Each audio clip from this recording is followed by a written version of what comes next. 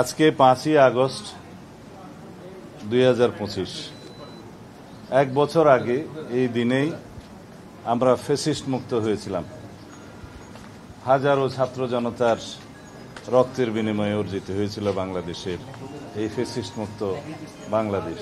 অবিরাম সংগ্রাম এবং যারা রক্তদান করেছেন বাংলাদেশের মানুষের অধিকার আদায়ের জন্য, তাদের সকলের প্রতি শ্রদ্ধা জ্ঞাপন করি, বিনম্র শ্রদ্ধা জ্ঞাপন করি।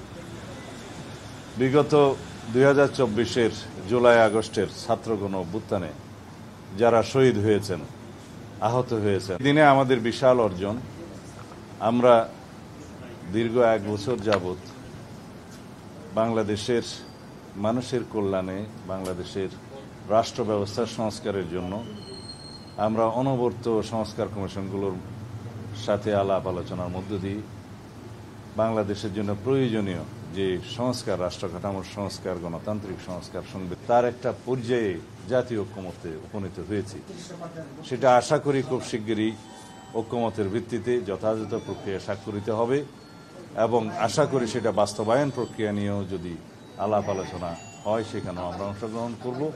তার মধ্য দিয়ে জাতির যে ফ্যাসিবাদ বিরোধী জাতীয় ঐক্যমত্য প্রতিষ্ঠা হয়েছিল আগে, সেটাকে আমরা সমুন্নত রাখবো এবং এই ফ্যাসিবাদ বিরোধী জাতীয় ঐক্যকে আমরা শক্তিতে পরিণত করে এই জাতিকে এগিয়ে নিয়ে যাব এবং একটি শক্তিশালী গণতান্ত্রিক রাষ্ট্র, সমাজ এবং সরকার ব্যবস্থা প্রতিষ্ঠা করব ইনশাআল্লাহ। আজকে মাননীয় প্রধান উপদেষ্টা 2টি গুরুত্বপূর্ণ ঘোষণা দিয়েছেন। একটি জুলাই ঘোষণাপত্র, আর একটি জাতির উদ্দেশ্যে ভাষণের মধ্য দিয়ে তিনি নির্বাচনের ঘোষণা দিয়েছেন। আমরা দুটোকেই স্বাগত জানাই। জুলাই ঘোষণাপত্রের যে সমস্ত ঘোষণা, তাকে রাষ্ট্রীয়ভাবে এবং সাংবিধানিকভাবে স্বীকৃতি দেওয়ার জন্য আমরা প্রতিশ্রুতিবদ্ধ এবং যথাযোগ্য জায়গায় সংবিধানে সেটা স্থাপন করা হবে, সেই প্রতিশ্রুতি আমরা আগেও দিয়েছিলাম। এবং জুলাইয়ের যোদ্ধাদের, জুলাই শহীদদের, ছাত্রগণ অভ্যুত্থানের যারা শহীদ হয়েছেন, তাদেরকে জাতীয় বীরের মর্যাদা দেওয়াটা সমুচিত হয়েছে, সেটা আমাদের প্রাণের দাবি এবং রাষ্ট্রীয়ভাবে সহযোগিতার প্রতিশ্রুতি তিনি যেমন দিয়েছেন, সারা জাতি দিয়েছে, আমরাও দিচ্ছি।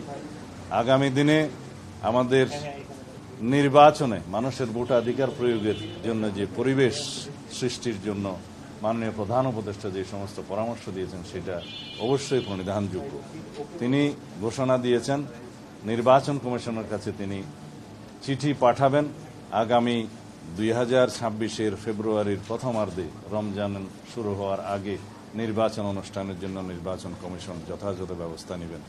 অবশ্যই নির্বাচন কমিশন তফসিল ঘোষণা করবেন যথাসময়ে, কিন্তু মাননীয় প্রধান উপদেষ্টা আজকে যে নির্দেশনা দিয়েছেন তার ভাষণের মধ্য দিয়ে এবং চিঠি প্রদান করবেন নির্বাচন কমিশনকে যা বলেছেন, সেই ঘোষণার জন্য আমরা সবাই অপেক্ষা করছিলাম এবং সারা জাতি অপেক্ষা করছিল। এর মধ্য দিয়ে বাংলাদেশে যে নির্বাচন অনুষ্ঠান নিয়ে যে একটি দুদুল্যমানতা ছিল বলে অনেকে মনে করছিলেন, তাদের মধ্যে সেই দুদুল্যমানতাটা রইল না এবং সারা জাতি একটি নির্বাচনমুখী পরিবেশের মধ্য দিয়ে যাবে এবং সেই নির্বাচনের আবহ সৃষ্টি হবে। আগামী দিনের নির্বাচন ইনশাআল্লাহ সুষ্ঠু, নিরপেক্ষ, অবাধ এবং বিশ্বের মধ্যে সবচাইতে প্রশংসিত একটি নির্বাচন অনুষ্ঠান হবে বলে আমরা আশা করি এবং সেই লক্ষ্যে সমগ্র জাতিকে এবং সমস্ত জনগণকে প্রস্তুতি নেওয়ার জন্য আমরা আমাদের পক্ষ থেকে আহ্বান জানাচ্ছি। ধন্যবাদ।